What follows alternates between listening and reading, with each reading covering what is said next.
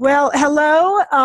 I'd like to welcome everyone that's online on the webinar. This is a first in a series of webinars that the Extension Southern Region Diabetes Prevention Program Interest Group will be conducting. My name is Carlin Raffi, and I'm an Extension Specialist in Human Nutrition at Virginia Polytechnic Institute and State University. And today you'll be introduced to a simple tool that our interest group has developed to provide guidance to extension agents on getting started with their first diabetes prevention program. You'll also hear from 3 of your colleagues in extension who have extensive experience conducting the diabetes prevention program, and they'll be providing you just with their general knowledge, which should be informative, I'm hoping. During our time together, we will provide you with some information about our group, how it got started, what we've done, and where we think we're going. And then I will provide a quick overview of one of the first quality support products, a checklist for extension lifestyle coaches starting their first diabetes prevention program. After that, we have our 3 extension lifestyle coaches who have experience implementing the DPP, who will share with you their experience starting and conducting the DPP, along with some of the best practices that they have learned along the way, which hopefully will be beneficial to you. We have a lot of time for questions. Because we're such a big group, we're asking that you use the question and answer function of Zoom to send us your questions as you think of them, as Mark pointed out. Go ahead and type those right into the question and answer, and we'll try to monitor those. Most of those questions we're going to answer at the end of the webinar, but we may pick up some of those that are relevant along the way. I'll also provide you with contact information for all of the speakers and also the location where you can download the checklist at the end of the presentation. So you'll have the opportunity to gather that information by the end of the presentation. So let's get started on our introduction to the SRDPP. How did we get started? What was the need? And what was our response? So the reason that Cooperative Extension has developed a focus on diabetes prevention is because of statistics that indicate that the prevalence of diabetes is growing in alarming proportions. It's estimated that in 2015, over 30 million people in the United States were living with diabetes. This is about 9.4% of the US population. Of these, about almost 25% actually are undiagnosed and living with diabetes. Approximately 95% of the vast majority of these people have type 2 diabetes. In addition, there are about 86 million people with what's called prediabetes, and you all probably know this, but this is a condition that is a high risk factor for an individual developing diabetes in the future. 9 out of 10, or almost 90% of these people, do not realize that they actually have prediabetes. It's estimated that 1/3 of adults over 18 years of age may be living with prediabetes. And of course, we all know this is associated also with our increasing obesity rates. According to the American Diabetes Association expert panel, up to 70% of these people could go on to develop diabetes, which is a significant health issue for our country. So that's what spurred us on to form our group. Also, at a national level, we have a national response to this issue. So the National Diabetes Prevention Program is a partnership of public and private organizations working to reduce the growing problem of prediabetes and type 2 diabetes in the United States. It's spearheaded by the CDC. Now, the NDPP is supporting several things. One is the training of organizations to conduct evidence-based diabetes prevention programs according to proven quality standards. So I'm sure that all of you have experienced in your states lots of effort to train organizations to conduct these programs. In addition, the NDPP is working to increase patient referrals to these programs, so linking clinical systems to community-based programs that are providing diabetes prevention. Also, of course, there's been a substantial effort nationally to increase insurance coverage for the program, with the result that that Medicare now covers this as a benefit to Medicare, to their Medicare clients. So it has some sustainability behind it. The diabetes prevention programs supported by the CDC have the potential to reduce the 15-year incidence of diabetes among participants as much as 27%. Now that's kind of what you see on this table here. So there's been over 20 years of research done to develop these evidence-based programs that are supported by the CDC, and the evidence is that they could really have an impact, particularly in the older adult population. So it's worthwhile. Now, what about the southern region? Well, in the southeast region of the United States, we have some of the highest diabetes prevalence rates. As a matter of fact, there's a swath of counties within this region that are highlighted there in kind of pink that they call the diabetes belt. The rates are so high. The diabetes belt is almost completely contained within the Extension Southern region. And so in light of this fact, a group of Extension specialists and agents who were creating capacity within their own states to conduct the diabetes prevention program decided to get together to support each other in our efforts, and thus formed the Southern Region NDPP interest group. So that started in about 2016. In the year 2016, we kind of got together. And we decided on a couple of goals. The first was we wanted to strengthen Cooperative Extension's capacity to impact diabetes prevalence in the Southern region. And our second goal is to increase the number of state Cooperative Extension services in the Southern region who are recognized by the CDC as diabetes prevention program providers. So those are our two overarching goals of our organization. We have 4 primary areas of focus. So these 4 areas we're working in, the first 3 more extensively than the last. But first, we're working to develop systems to support the quality of Extension DPP programs, which is essential to attaining and maintaining CDC recognition.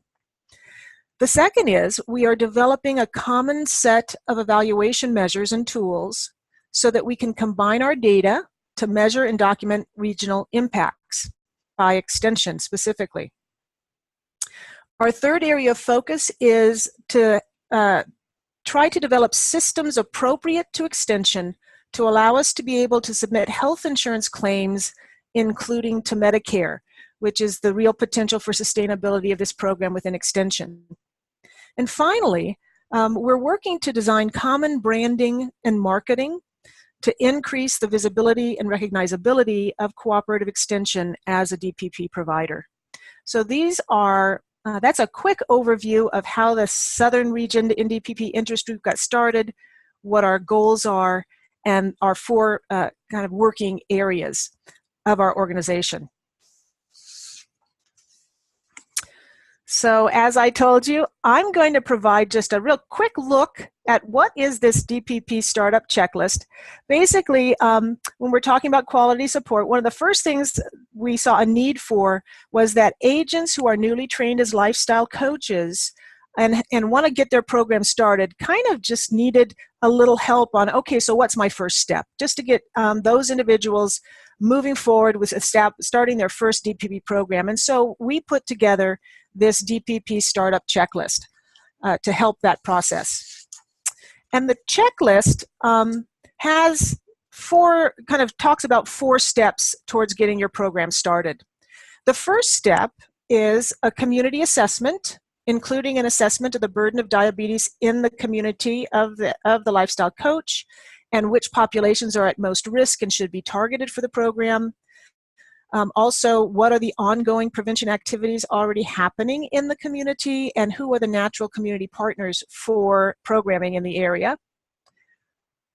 The second step deals with just the logistics. So logistical considerations when determining both the schedule, the timing, and the location of the program. It's a 12-month program, so there are some things to think about when you're thinking about program logistics for this program. The third part of this checklist reviews recommendations and resource links for marketing the diabetes prevention program, including extension branding, best practices when recruiting participants, and how to go about doing that. And finally, the fourth section of the checklist provides guidance on how to prepare for the actual program, including cost estimates, how much is the program going to cost, what intake documents should you have when you're starting your program, conducting an information session before you actually begin your DPP, and how do you go about doing that, and then also just planning for the lessons. What should you be doing when you're planning for your lessons? So that's a quick snapshot of the checklist, and now our three panelists are actually going to talk to you about each one of those four areas, how they've gone about doing it, and what their experiences have been. So let's get started. Our first panelist is Laura Anderson, and Laura Anderson works for Michigan State University Extension in Michigan. And some of you right now are saying, now wait a minute, I know my geography in Michigan is not in the southern region of the extension, and you're absolutely right, and we're going to talk about that in a little bit. Our group has, there's been interest nationwide in what we're doing, and Laura has a lot of experience and has been a wonderful contributor to our group. So when we end, we'll talk about what we're doing with our group in terms of expanding participation. But Laura has been with Extension for 18 years. She has her master's degree in community services and is a registered dietitian. And she is the state coordinator for the diabetes prevention program in Michigan, among other programming efforts in chronic disease prevention and management at Michigan State University. So without further ado, I'm going to turn it over to Laura. Thank you, Carlin. Welcome, everybody. I just want to thank Carlin for inviting me to participate in this webinar, and I hope that I can provide some helpful information as you start the journey towards helping people diagnosed or at risk for prediabetes. So in 2012, Michigan State University Extension, along with a handful of other state organizations, partnered with the State Health and Human Services Department to begin to implement the National Diabetes Prevention Program into Michigan. At this time, MSU Extension educators were trained for this curriculum through a grant that the state received. We had 7 MSU Extension educators trained in Michigan by DTAC, which is the Diabetes Training and Technical Assistance Center at Emory University in Atlanta. And this center is one of various training facilities currently approved by the Centers for Disease Control, but was only one of a few at the time. Currently, MSU Extension has 12 coaches trained, and we've reached 350 participants. MSU Extension has also provided capacity building opportunities for partners throughout the state. I traveled to Emory University in 2014 to be trained as a Master Trainer Select. Since then, there have been 14 lifestyle coach trainings provided, certifying 115 coaches across the state of Michigan, including new MSU Extension staff. Prior to participating in a lifestyle coach training, it's very important for an organization to have support from their administrative team and to complete the capacity assessment tool found on the CDC website under Diabetes Prevention Program. This will help in determining whether there is capacity and infrastructure to provide and sustain the program. Completion of the application for recognition to the Centers for Disease Control will be necessary to demonstrate that the program is offered with fidelity and to become a Medicare supplier for the diabetes prevention program.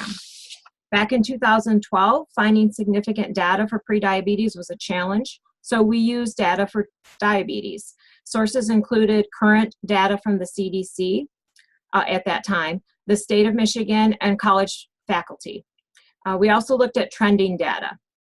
As we began to introduce this program into our communities, we turned to our area agencies on aging, local health departments, and also had our State Health and Human Services Department to connect us to potential participants. The healthcare system is a new partner for us, and we are still working to find a solid way to get patients into the DPP program. This partnership building has taken many years and is still in its infancy stages, but going strong. Priority Health Insurance in Michigan made the DPP program reimbursable through their organization. MSU Extension began a partnership with this third-party payer by providing 2 programs to their members at no cost to pilot and build up the benefit and become a supplier for them. We currently are not able to bill for this programming, unfortunately. Blue Cross Blue Shield of Michigan assisted us with promoting the DPP program to their physicians and out into their communities back when we were getting started. We're on marketing and recruitment, please. I'm having a bit of a problem with the slides, moving them back up. So I don't know if Mark can help out with that or not. If you, like it's only advancing forward, it's not advancing backwards. well, you can use your arrows on the keyboard maybe. Click the left arrow to go back. Will that do it? No, I'm doing that and it won't go back. I don't know if it has to do with... Okay, how about at the bottom of the screen? Can you use those little arrows that are down there, lower left-hand corner? Let me see. Oh, sorry, I don't have any arrows. You don't? Yeah. They're over the orange part. Yeah, they're sort of appearing and then disappearing, but they may. Okay, there you go. There you go. Okay, perfect. All right. Yeah, marketing, thank you. So MSU Extension has a marketing team that assists with creating necessary materials to promote our programming. Currently, we have a trifold, a brochure, a program flyer, and postcards. Culturally, the DPP curriculum is available in Spanish through the CDC.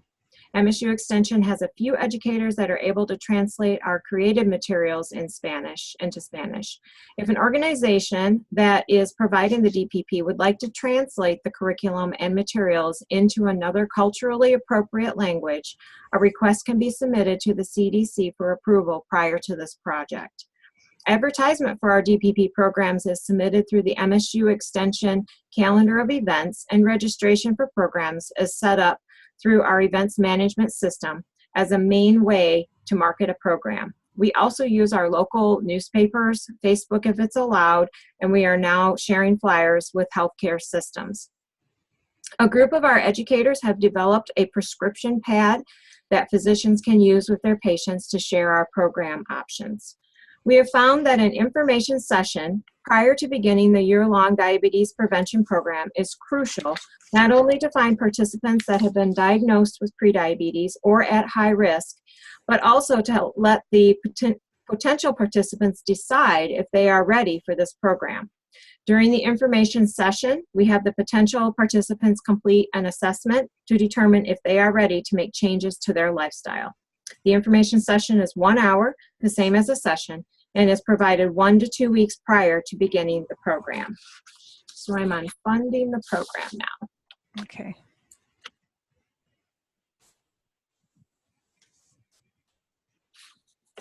So I changed it. I think we're, okay, I'll just go ahead and start. So this is about funding the program.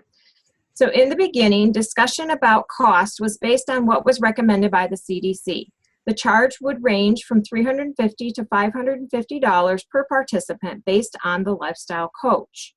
MSU Extension began charging $450 per participant with a scholarship, making the program $50 per participant. Our intention was to get qualified people into the program, and we would be able to be at a price close to reimbursement prices as those came along. We are always on the lookout for grant opportunities. Much of our programming is supported through grants that may be national, state, or local. We've been able to secure grants for the DPP from community foundations, the state health and human services, and local health departments. We also provide programs through service agreements. One challenge that we have had is participating in third-party payment. Our extension is not set up to bill for programs that provide third-party reimbursement at this time. Currently, we are exploring options to see how we could benefit from this service. One important item to think about is to have your administrative team on board and have general counsel in the picture if you're looking to partner with a third-party payer or a business that will do the billing for you.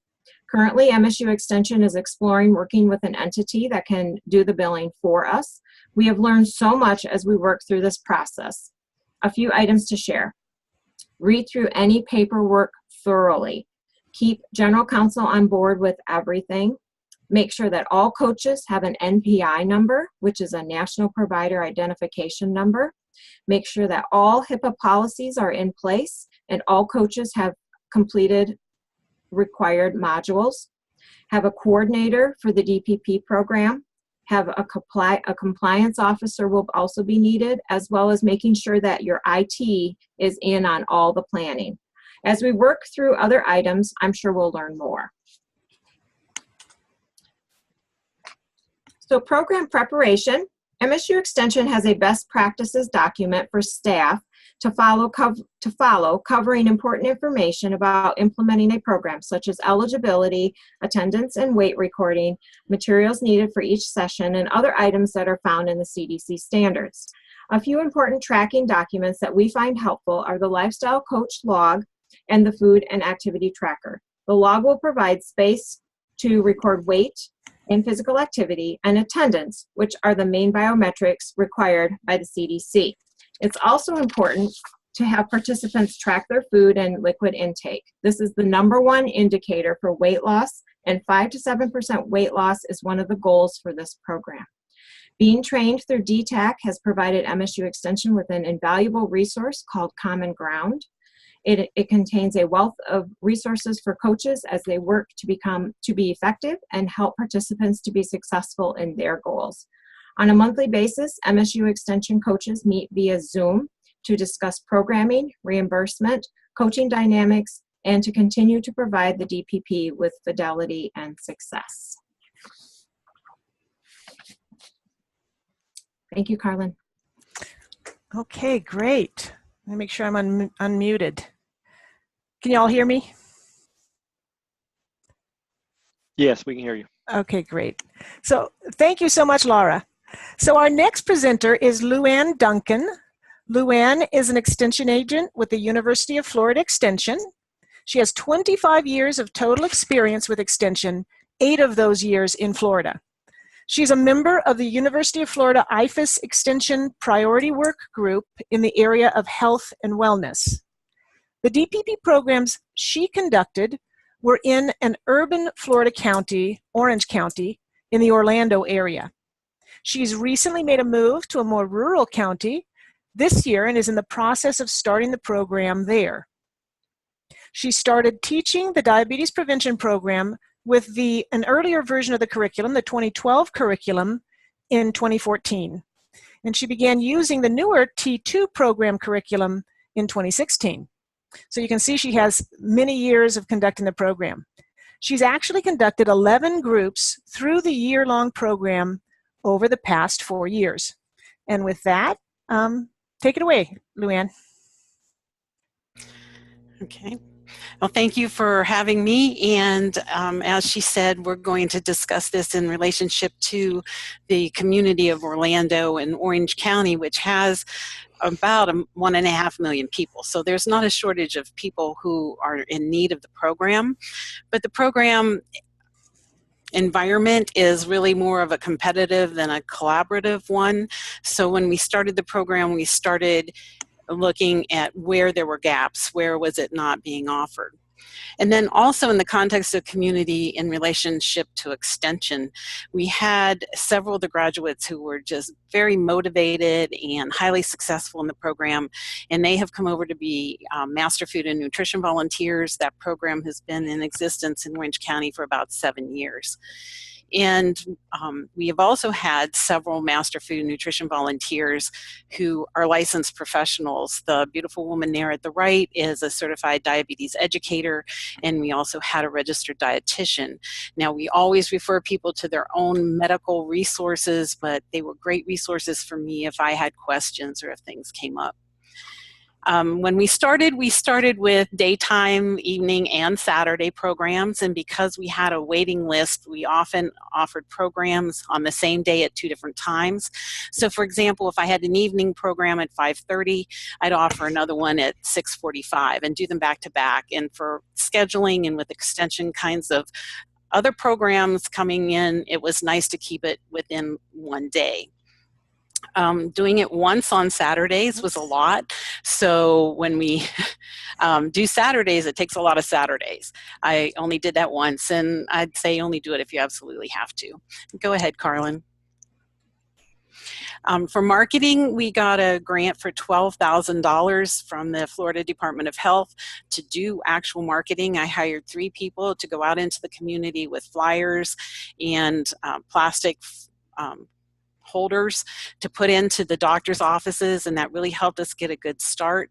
Doctors started referring people to the program. We put it in a variety of newspapers, online under Nextdoor, Facebook, and there are quite a few health fairs in the Orange County program, so we would put it out there, but the most successful really was word of mouth. One of the volunteers went back to her place of work and recruited other people to come. Another one went to her place of work, and we ended up doing a on-site at her workplace over the noon hour. Thank you. Next slide. The brochure on the left was created by Dr. Linda Bobroff, our extension specialist, and the first team who really worked with the program. And over the years, we did small tweaks and changed it just to keep it fresh. And then we also had to add different logos. But this is the main marketing tool that we've used to recruit. And when it comes to the class 0, our first class is class 0, and then we continue from there. In that class, we do some basic introductions, but when we advertise in so many different places, people didn't always understand that they needed to register, so we'd have walk-ins. That was their first way in. We went over forms. It could get very confusing. People were a little bit overwhelmed, so they kind of got an understanding of what was expected of them, what they could expect from us, and then obviously the responsibilities and the commitment to follow through for the year was important, and so we got them to sign their commitment form or ask them to bring it back if they were committed to follow through for the year. Next slide, please. Then during the classes, the first 16 classes, we would just put it out there with their chapter that they put into their book each week, and as a reminder that they could sign up for a closed Facebook page. And not everybody wants to be on Facebook, and not everybody was convinced that it was closed. So we had some people who participated in that, but not as much as we had hoped. So we had heard through the SNEB, who did a webinar on doing texting as a reminder for a different nutrition program, to eat your vegetables and just send little texts to help them out. When I offered that to the groups, they weren't very interested in having texting coming into their phones, but they recommend doing an email blast. So twice a month, Master Food Nutrition volunteers, there are 2 of them, that they take a turn once a month writing an email blast that we send to them. And it's information from the actual curriculum or an adaptation related to what is in the curriculum, maybe a little recipe or something. And some people have been on this email blast for 3 years now. Next slide, please. So we offer the program for free. Orlando Health is one of the big hospital systems in Orlando, and through their community involvement fund, they offer us $1,000 per series, which covers everything that we need to offer the class. So there are people, though, that at the end of the year are afraid they're going to regress or go back to old habits, or sometimes are just kind of really picking up. They've been a little bit of a slow starter, and they've asked if they could re-enroll. Only one person has really taken us up on it, because we have asked them to pay $60 if they want to re-enroll. And when you don't have much invested on your own into the program, it's a little bit easier to drop out. So we have discussed the idea of having them pay something, and if they come to all of them through the whole year, they could get it reimbursed. But that's an awful lot of work and effort to do that, so we really never got that started. Next slide, please. We had a really great administrative assistant who helped us get organized, because we'd have up to 7 classes maybe going on at one time, depending on how they overlapped. And so for each class, we set up a file box. Each person has their file in it, their weight tracker, their activity tracker, their signed commitment form, their screening tool that they use to get into the program. And then up in the upper left-hand corner, I'm terrible at remembering names. And so I ask them to put out their name tag, get their chapter, put it in, show me if they've done their tracking. And then on the back, they initial by each date if they were there. And then if they don't come or if they missed a date, they can put in the date also of when they've done their makeup session. And that kind of helps with all of the record keeping, because the record keeping can become intense if it hasn't been organized up front. So if you're going to become recognized, I strongly suggest that you try to get some kind of a system going like that. Next slide, please. So overall, the classes, I think you're going to find that they're really easy to do. They're very well written. I think one of the things that comes up for me in almost every class, though, is somebody will get onto a topic and they don't want to let it go until we've really addressed that. And they'll keep bringing it up if we don't really get into the deep part of it.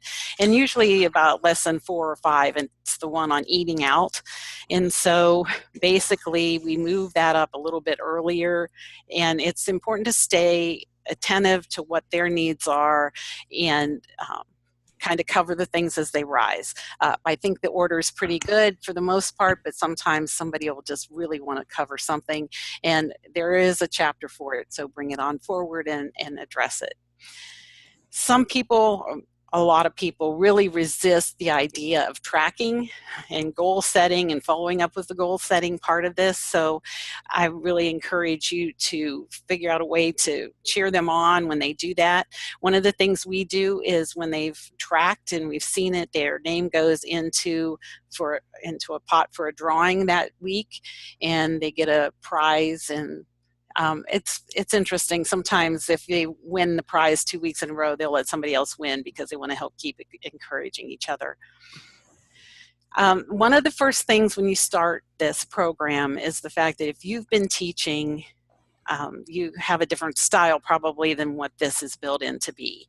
And one of the keys is to build the relationship and let them come up with their ideas. So if somebody says, I don't know what to do about eating out, even though we've discussed it, you can ask the group, what do you think? And sometimes there's this dead silence. Now, it's easy for us to say, well, you could try this or you could try that, whatever it is, but really to let them come up with the answers, because they'll follow each other's advice more quickly than they'll tend to follow ours. So really work on not being uncomfortable when there's a little bit of silence. It's okay.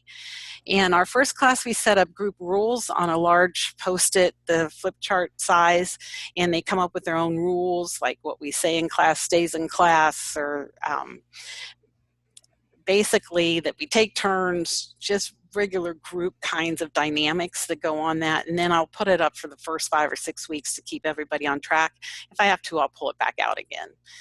But remember, too, that somebody usually likes to monopolize or really keep the focus on their needs, and then there's somebody who won't talk at all. So really keep control of who's talking when. You can lose people because sometimes the person who likes to monopolize can kind of push some people away.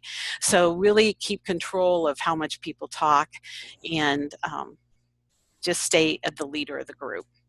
That's all I have for now. Thank you so much, LuAnn. Mm-hmm.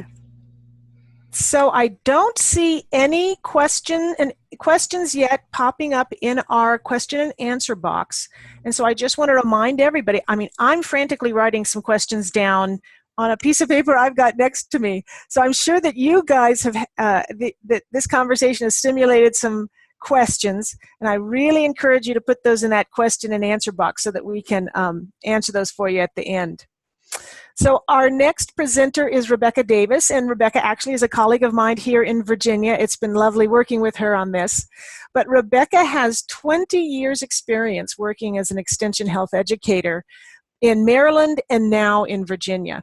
She currently serves as the Family and Consumer Sciences agent in 5 counties in the northwestern corner of Virginia, including the city of Winchester.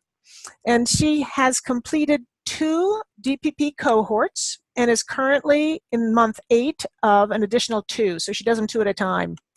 She serves as the Virginia State Coordinator for the Virginia Cooperative Extension DPP program, and we're really lucky to have her.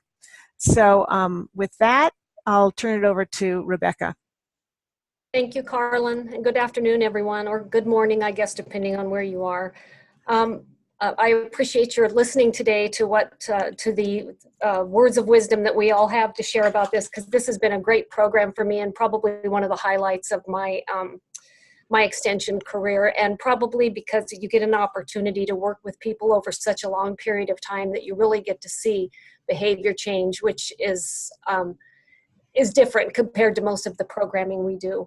But anyway, I was lucky enough, or I am lucky enough, to be in the state of Virginia, which received one of the CDC 1422 grants. So back in 2016, I was approached by my local health district because they were familiar with some of the programming I was doing around chronic disease reduction. And they said, hey, we have this money, and the funds are supposed to go to community and health system interventions, and there's this great diabetes prevention program, and the rest is history, so to speak. And this also was at the same time that Carlin, who's our nutrition state specialist, had been putting out feelers across the state about Extension getting involved in this program as well. So it all was kind of a perfect storm, came together at a great time. But because I was lucky enough to have some of these funds from the 1422 grant, that supported my training at the University of Pittsburgh, where I got the lifestyle coach training. And then also when I returned and was ready to start marketing my program, it paid for a lot of the recruitment materials I needed. And I'm going to get into how I finance the class too, but some of those materials as well. And then most importantly, marketing, because this was a brand new program in the northwest corner of Virginia.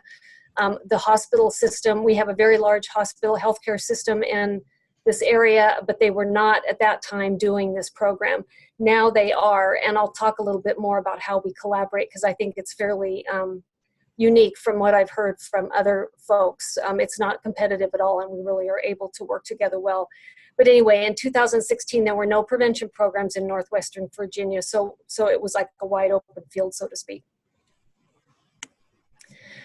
So to recruit for the first two cohorts, actually I did one in 2016 and started the second one in the later part of 2016. The two I'm conducting now are at the same time.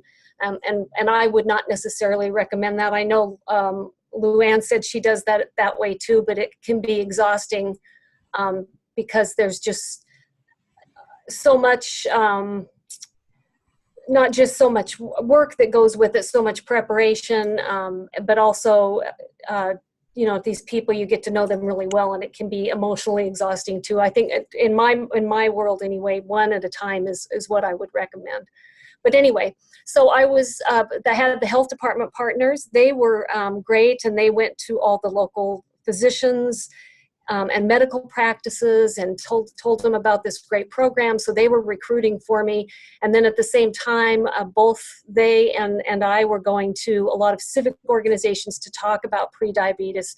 And those included the Rotary, NAACP, whatever group would ask, we would go and talk about prediabetes and the program that was starting. And then I sent out, you can find anything on the web, as everybody knows, and there's a directory of all of the local churches in all 5 counties that I serve, all places of worship. And so I sent out a letter to all the churches. I ran ads in the newspaper. And then I used my existing extension listserv, which was pretty extensive. And then lastly, I collaborated with the hospitals that were providing the management programs. And as I mentioned, at that time, they were not doing the DPP program. So they were happy to have somebody who was doing this because they had heard of it, but they didn't have time. They didn't have the staff to be able to provide this program. So they were happy to refer people to me for this program. And then I think both Laura and LuAnn mentioned that they conduct actual session 0, which is the recommendation. But I have always done it individually. It does take a lot of time, but I think you get a chance to talk to somebody one-on-one about what their expectations are.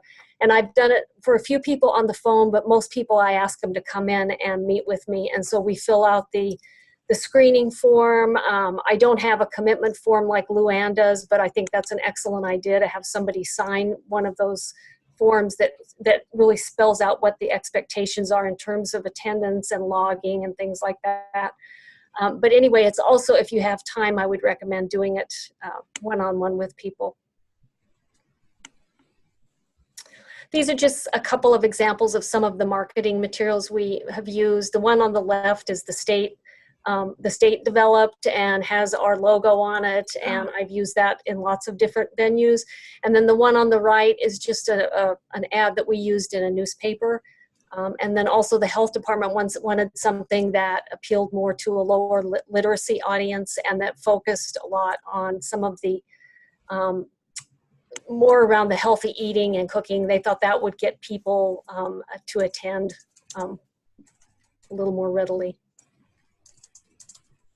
You can go ahead. Next slide. Hold on. Sorry about that. So as I mentioned, I was lucky in that I had access to these 1422 grants. However, that ends next month. I've had it since 2016 and it'll be gone in September. But I charged a participant fee even though I had these funds.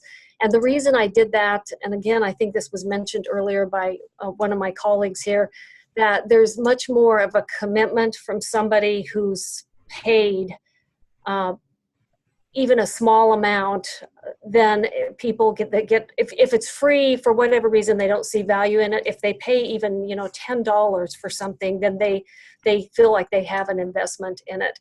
And the very first program I did, the first cohort, I charged $90, and then I said if they completed the class and came to 75% of the sessions, that I would refund 50% of that amount. Since that time, I'm not refunding. I go ahead and charge $90.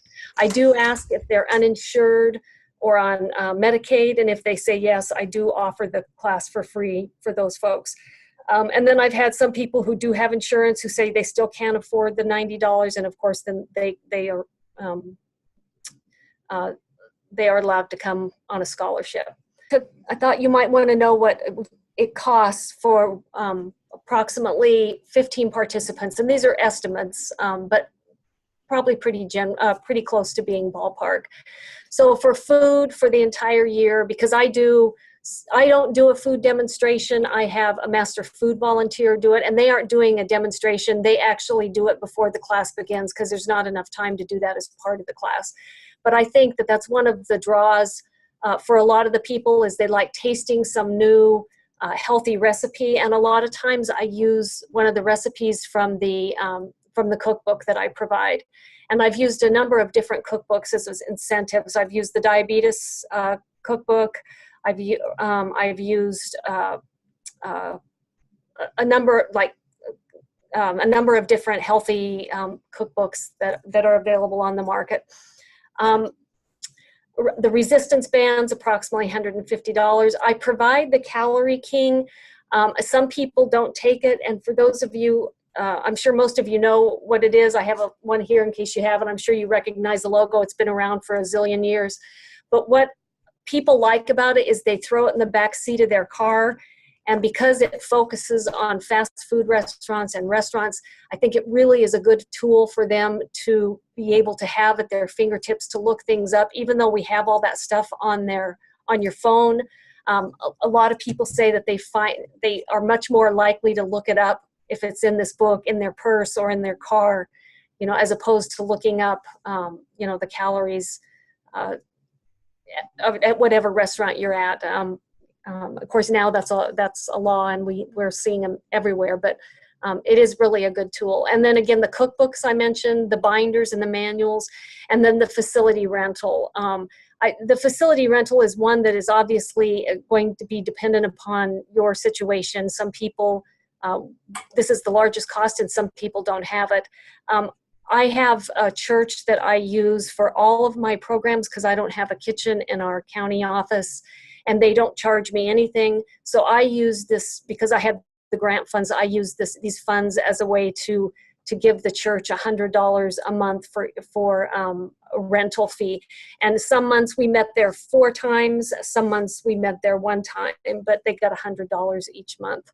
But obviously that's an expense, a big expense that wouldn't be part of your particular program if you have an extension office with a kitchen. Next slide, please. Okay, and so just a couple of other things in summary. The Common Ground was already mentioned as a resource for lifestyle coaches, and I put it up here not because this log is such a great log for tracking. It is useful because it has all the information you need. You don't need to develop one of your own.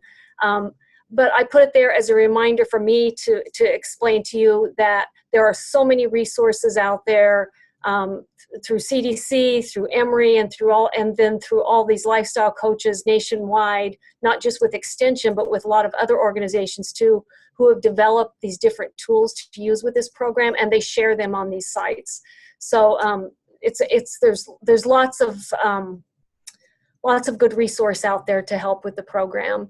One thing I have found that has been invaluable has been regular contact via email and phone, particularly after the first 4 or 5 months. And once you go from meeting weekly to bi-weekly or monthly, that's kind of when things tend to get a little hard for folks. They don't have the contact with the group, and they start to, maybe go revert, or they're just not feeling, they need support.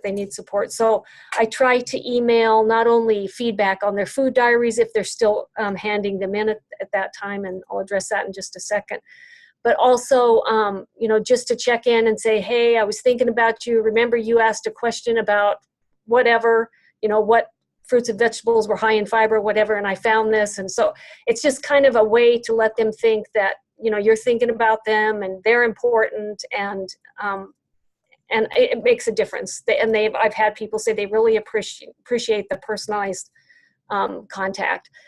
I also, when people don't show up, I call them, or if somebody else knows them, I ask them to check in on them, just to make sure that, they didn't have, sometimes, especially around the holidays or something, I was, so-called I was bad, or whatever the words they use, negative self-talk about their food intake, and so they'll decide I'm not going to go back or whatever, and just that little, hey, it doesn't matter, we all have those days, whatever, please come back, we'll make a difference. So I think those kinds of things are really important, and that's what I meant earlier when I said these classes are time consuming and they take a lot of effort, I think, but it does pay off, because I think it makes a difference for most of these folks.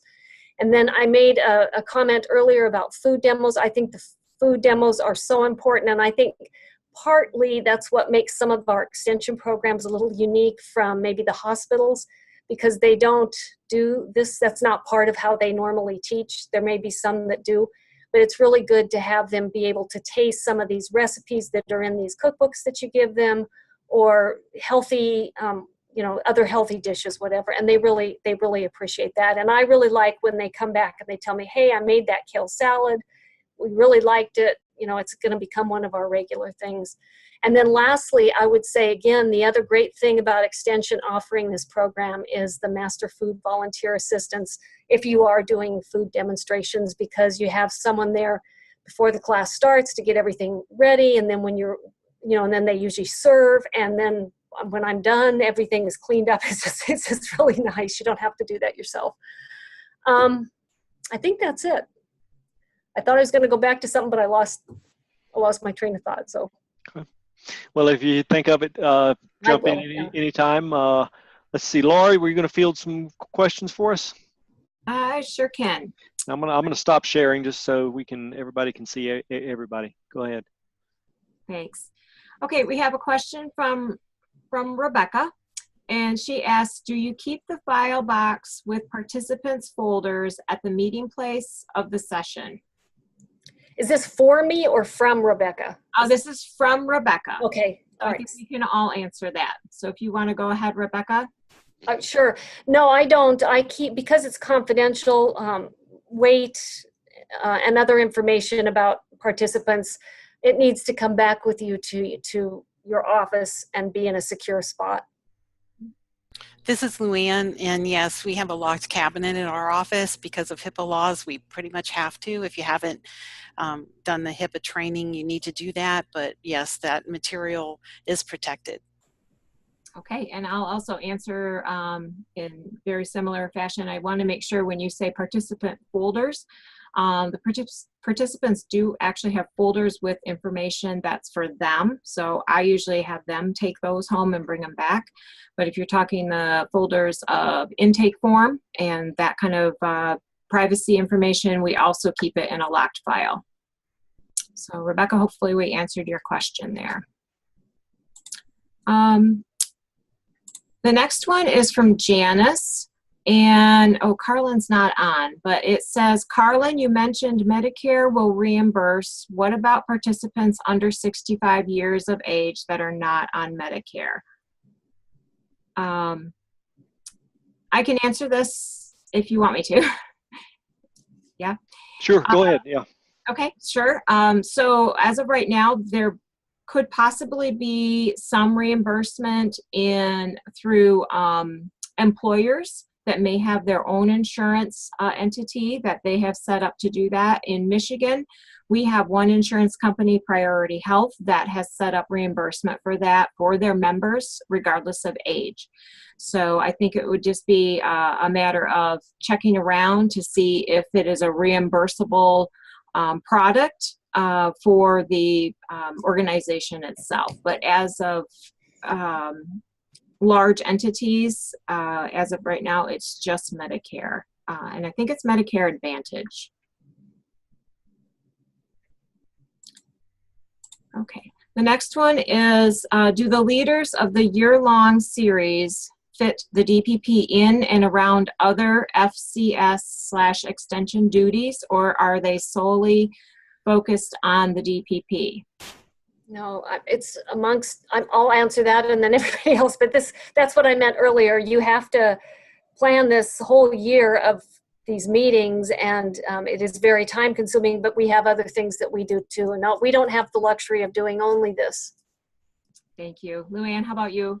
Yeah, same thing here. And that's why I like to try to keep the focus as much effort in one day of the week so that the rest of the week is open. Yeah, and same with us also. We have multiple other programs that we program with, so it is fit in there. So numbers for this program, because it is face-to-face and very intense, usually are not super high, but it's very it's a very successful program. So, all right, well, that's the next one here. This is from an anonymous attendee. What tends to be the age of your participants, and what are some tips to marketing to an audience under 50 years of age? Do any of you want to go? Rebecca or LuAnn? Sure. I think LuAnn's, oh, now she's on mic.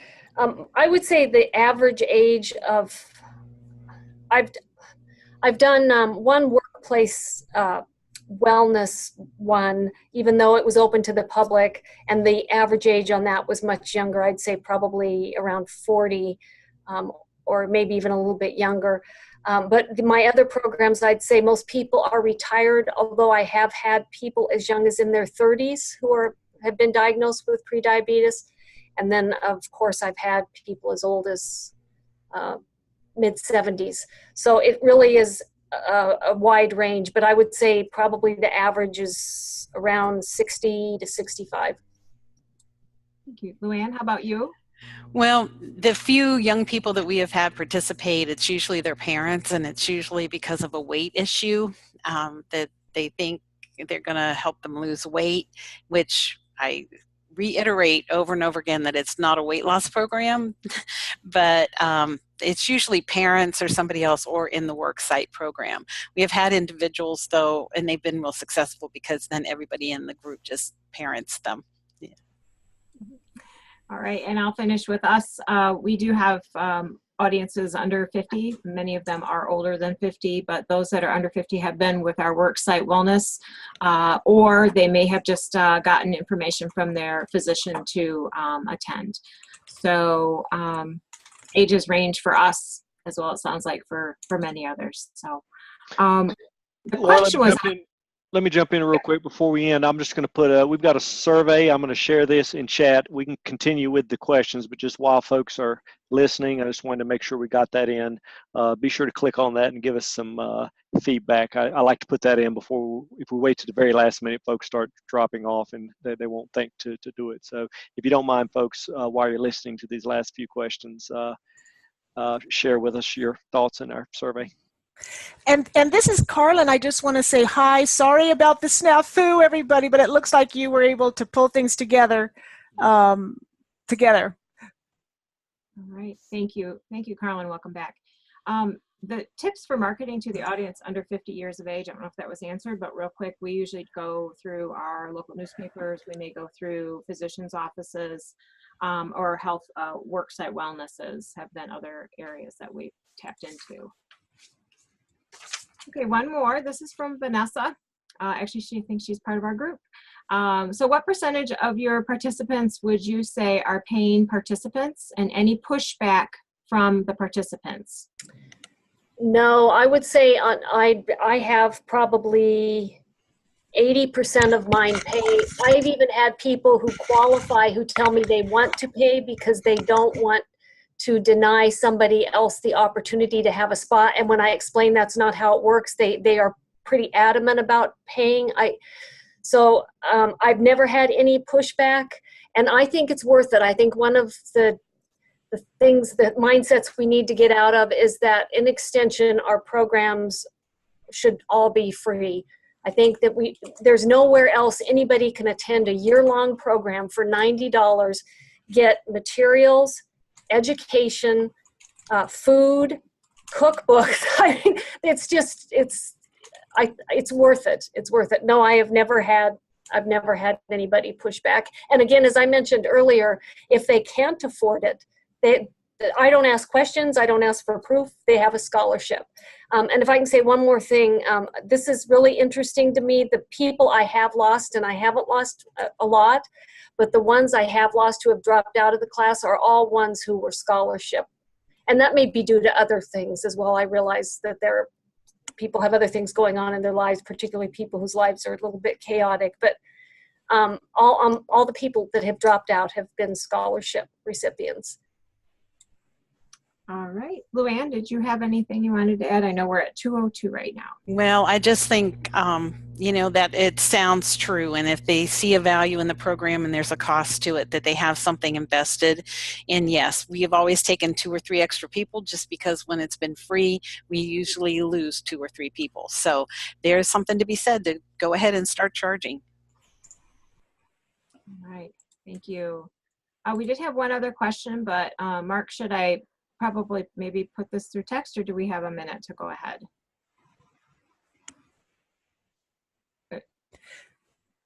Could be something we might want to. So I'll ask the question. I would go ahead and ask the question, Laura.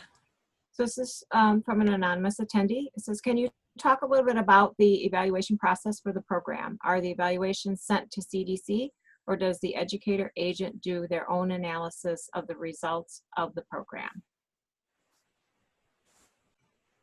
I can just answer, we do an evaluation process for the CDC because they require certain information, but we also provide an evaluation that helps to produce any kind of behavior change from the program. So that's what MSU Extension does. So go ahead, ladies.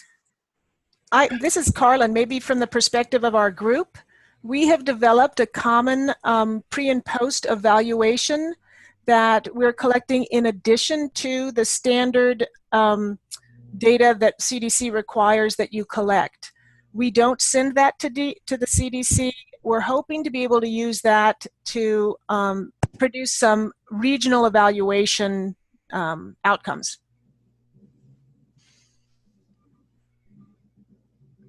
And we can share those with you if you're interested. LuAnn or Rebecca, do you have anything you want to add? I've done some written, you know, open-ended question kinds of things, and I've done them throughout the year in addition to the end of the year, and then the data that's required by the CDC. Well, and one of the great things about this program is because we're evaluating weight loss and physical activity minutes, it's very simple to evaluate. Those two metrics are that people are either losing weight and exercising, or they're not. So it's easy for reporting purposes. Thank you. Carlin, that's our last question, so I'll put it back to you. Thank you so much, and thank you for picking up the ball when my computer went down. What I'm going to do right now, real quickly, is just share my screen. I just have 1 or 2 slides as a follow-up to our program, and the contact information if you all would like to. Let me see if I can get this in presenter mode. If you guys would like to contact anybody from our program. Can you guys see? So we're actually seeing your notes screen, Carlin. I don't know. You can swap displays. You go up to display settings and do swap screen. That should fix it. I think we can just go ahead and use this just for time's sake. Sure. So as I mentioned before, we started out as a regional group, and we are kind of even changing our name just because of so much interest there is, and now our group really isn't regional. So we're changing our name to the Cooperative Extension DPP group, and we would love to have any and all who are interested in participating with us to join us. We will be having an e-extension WordPress site, which is in development. So on e-extension, you'll be able to access any of the materials, information, and webinar links that we're developing as a interest group. This is going to be our WordPress URL, ce-dpp.extension.org. In the chat, you have this link, which is to our survey. Before jumping off, we would really appreciate it if you'd just click on that. It'll take you maybe 2 minutes. Let me clarify, Carlin. So I put that the link you've got there is a Google Drive link, and now that is a startup checklist. Okay, so yeah, that's the, yeah. Yeah, that's the materials. So let me just make sure I clarify that. I'm going to put that in chat now. And then I posted, well, I think, no, you posted the link earlier to the Qualtrics survey. Yeah. So there are two links there. The one to the, excuse me, this is the Qualtrics link. The one that says Qualtrics on it is to the survey. So if you'll take the time, just go to the chat and click on that, and it'll take you to the survey. We're also going to send you a follow-up email, and we'll include this Qualtrics link. So if you miss it now, you'll have a second chance to fill it out. But the most important thing, I think, on that survey is we ask you what else you'd like us to develop webinars for. So if you have some other topics related to DPP you want us to provide a webinar, we plan on doing that. So thank you very much for completing that. And then here is our contact information. So I'm going to leave this up for a little while. Maybe, Mark, we can just keep the meeting open for 2 to 5 minutes so that people can jot down the contact information of any of us you'd like to communicate with. Sure. And then also click on that survey link in the chat and complete that survey for us. We would really appreciate it. Anybody else have anything they'd like to say before we close? We'll close the meeting, but I'll leave the meeting open so that you can make sure you have time to get this information and to click on the survey link. And I will put one last link in chat, and that's, you probably got here maybe via the Learn event, but a recording, we'll have a recording up at that Learn event within a couple of days. So feel free to, if you want to rewatch it or share that with friends or colleagues, you can do that there. Okay, great. So if that's all we have, then we'll say goodbye. I'll leave the meeting open. Our other panelists, you can go ahead and drop off, and I'll stay on for another few minutes just so folks have the contact info. Thank you. And we'd like to thank Mark and e-extension for hosting this for us and being a wonderful IT person. You saved the day. Sure. No Thank problem. you. All right. Thank you, everybody. Thanks, folks. Bye-bye. Thank you.